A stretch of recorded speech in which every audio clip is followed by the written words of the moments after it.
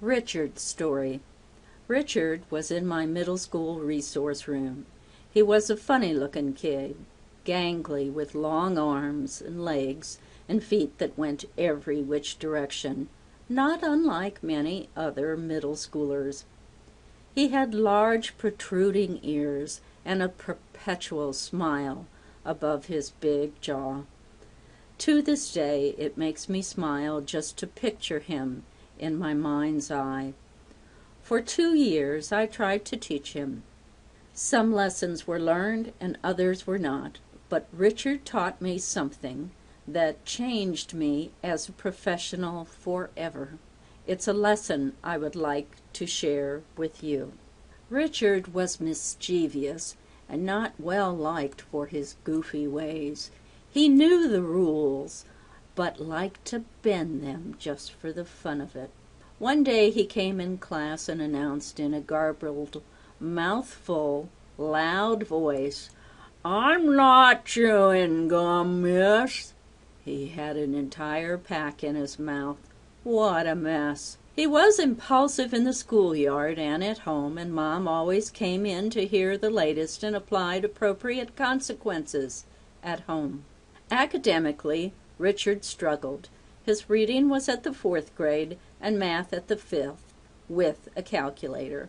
His locker, notebooks, backpack, and all work were a unique form of messy chaos. But he saw the humor in it all as he tried to meet the demands of teachers. Richard had been in speech and language therapy for years with ongoing progress. He actually moved out of a self-contained class for, quote, mental retardation, end quote, into the resource room for learning disabilities. He was eager to learn shortcuts to this academic games that adults wanted him to do. When I taught 90 students an elaborate test-taking strategy called Pirates, Richard worked overtime to memorize all the mnemonics and steps. In fact, he was the first one to apply it to a science test. Richard was so proud to show me his test with Pirates written at the top of the page, which was the first step. The second year, puberty set in and things got complex. Richard would fall in love weekly with a beautiful 8th grade girl and write her love notes. His handwriting was like chicken scratching in the dust, and his spelling wasn't much better.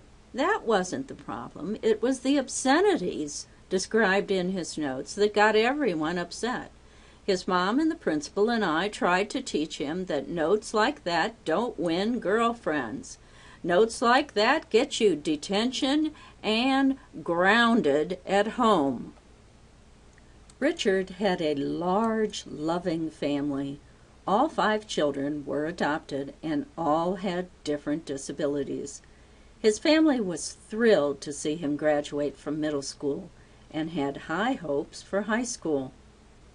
After a couple years, Richard was placed in a group home, in particular to keep his sister safe. No, he had not become violent, but his interest in girls was too extreme and impulsive. A couple of years later, I was out shopping when I heard a booming voice behind me. "Hi, Marty, how are ya?" It was Richard.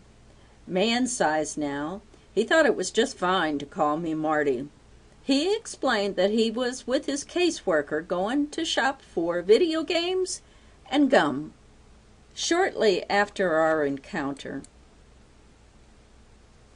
the news came to school. We were told the controlling medicines for his impulsivity stopped his heart. It was crushing news. All the time I had worked with and known Richard, I was in graduate school for my doctorate. I read constantly hundreds of journal articles, and after Richard died, I came across an article that described Fragile X syndrome. 1. Majority males. 2. Facial features: large jaw, mouth, protruding ears. 3.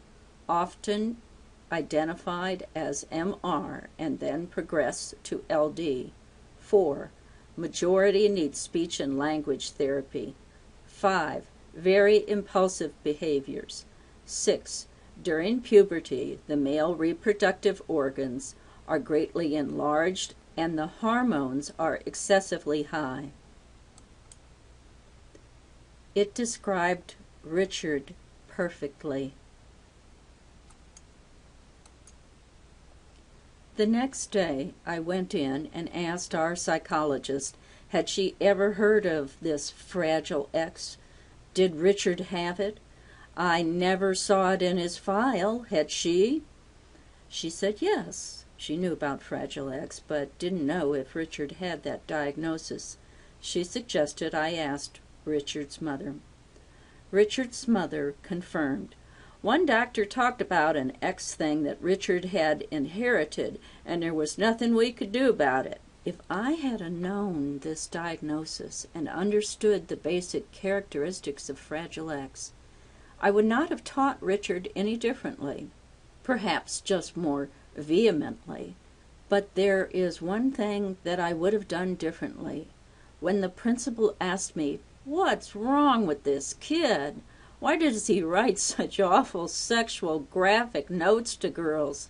I would have answered, it's about the Fragile X and about the abnormal sexual development. We would have called Richard's mother in and insisted that she take him to a physician. Perhaps, just perhaps, he would have been on the correct medicines to alter hormones and sexual drive. Just perhaps Richard would still be alive. I know that perhaps that is all just wishful thinking upon my part, but I can't help thinking if I had known a little bit more about Richard, Richard might still be smiling and chewing gum. Beyond wishing, there's a serious lesson in this Arizona story. Never stop learning as a professional. In your career, just as in mine, medicine and science are learning new things daily. It could be that one thing that could help that one child in your class. Thanks for listening.